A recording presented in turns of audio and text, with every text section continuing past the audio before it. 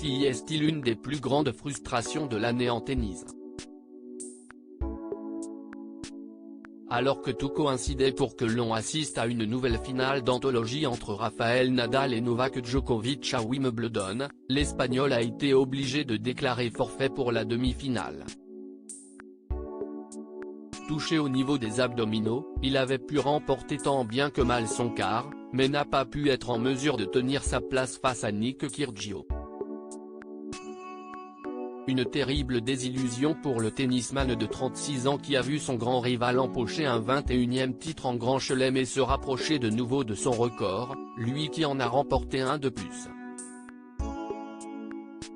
Dans son malheur, Rafael Nadal a plusieurs bonnes nouvelles qui pourraient lui redonner le sourire à quelques semaines du début de l'US Open, le dernier tournoi du Grand Chelem de l'année. Le Serbe, toujours pas vacciné contre le Covid, ce qui lui avait valu d'être expulsé d'Australie en janvier dernier, va probablement subir le même sort aux États-Unis. Les règles sont strictes et à moins d'un passe-droit, Novak Djokovic va regarder le tournoi qu'il a remporté à 3 reprises devant sa télé. En plus de l'absence probable de son plus grand rival, le mari de Siska Perello vient de dévoiler une autre très bonne nouvelle, puisqu'il va bientôt faire son retour à la compétition. Rafa de retour à Cincinnati, juste à temps pour l'US Open. CIST sur son compte Instagram, où il est suivi par près de 16 millions d'abonnés que le futur papa a fait l'annonce à ses fans.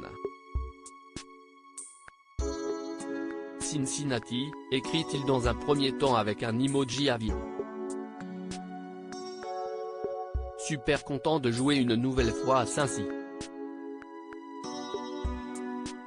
Je m'envole demain, conclut-il son message qu'il a accompagné d'une très belle photo de lui, torse nu et on peut voir qu'il est toujours aussi affûté.